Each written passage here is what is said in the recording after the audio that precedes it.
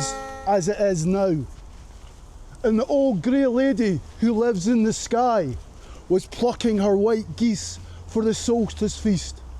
And as she did her work, she sighed, and her voice was as the howling wind. And the feathers fluttered beautifully, tumbled, fell to the earth.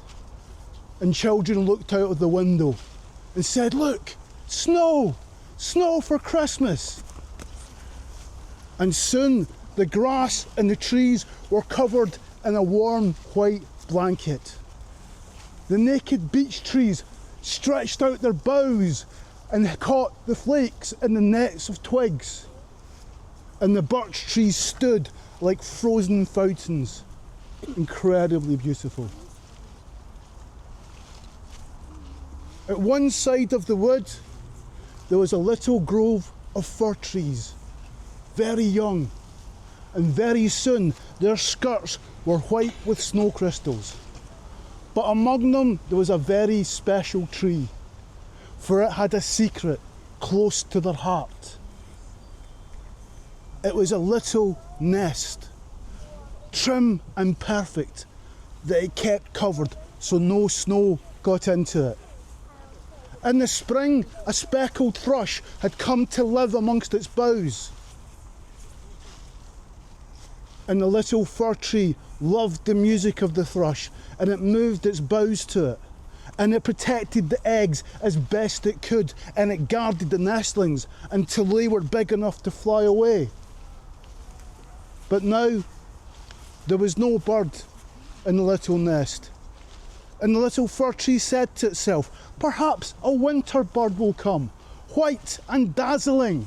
Perhaps it will lay eggs of pearl and opal in my nest." And the other trees shook their heads until the snow fell. In the cottage down the lane lived two children, a boy and a girl. And they had made a fine snowman, and they had put a broken pipe of their grandfather's in its mouth. Then they had pushed each other up and down a hill on a box, pretending it was a fine sled with two fine horses. They had made a long slide in the lane, and they had skidded down it with their arms outstretched, pretending they were winter birds. And they saw the frost ferns on their windows, and they marvelled at the handiwork of Jack Frost. "There is going to be a Christmas tree at the castle this year," said Helen.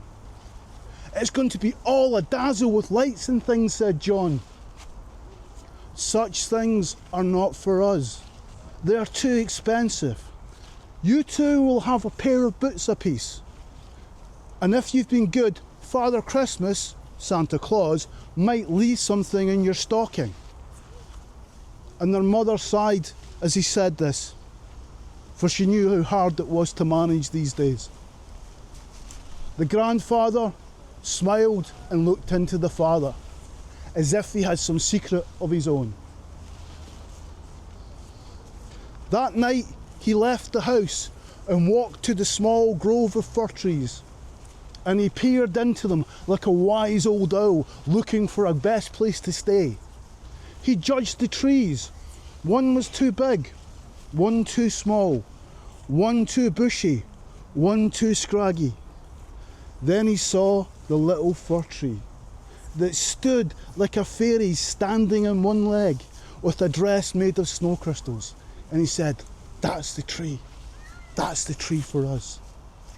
And he softly and gently dug round the tree and began to take it out of the earth. Oh dear, what is happening? Please be careful, old man. Please do not shake the nest from my branches." And he lifted it up to his hands. And the other trees moved their boughs mournfully and said, "Goodbye, goodbye forever." And the little fir tree sang, "It is fine, for wherever I go, it will be a great adventure." And the old man took the little fir tree and walked across the fields. And as they were walking, the little rabbits peered at them through the hedgerows. The grandfather came to the cottage and he placed the little fir tree in the woodshed by the side. He wiped his spade, washed his hands and went and ate his tea without saying a word. The children had their bath by the fire. Then they sat on their stools eating their bread and milk, and they each had a mince pie with a cross in it in memory of the Christ child. Then, when they went to kiss their mother and their grandfather goodnight, they cocked their heads as if they heard something. "I can hear singing from the woodshed," said John. Helen said, "It's only the wind. You're hearing nothing." Then they went up the stairs to their beds, hung their stockings at the end, and settled under the covers. When the grandfather knew it was quiet upstairs, he went outside and brought in the little fir tree. "Mother, look what I have here. It's a tiddly little fir tree for the children." And she dropped her sewing. "Oh, what a surprise, and what a lovely tree. Take this and plant it for me. I'm going to get some things to hang in it. It shall be as fine as the one at the castle. I have a little of my pension left, so I'm going to be extravagant for once." And he left the cottage and walked into the dark lanes towards the warm glow of the village shop. And in the cottage, the mother took a huge bread mug and filled it with fresh earth and put fresh water in it. And there she planted the little fir tree. And as it sat there, they built up their courage and looked round the room. And they could see the table with the bread and cheese on it. They could see the cat lying on the hearth. And they could see the old ticking grandfather clock with the holly garland above it.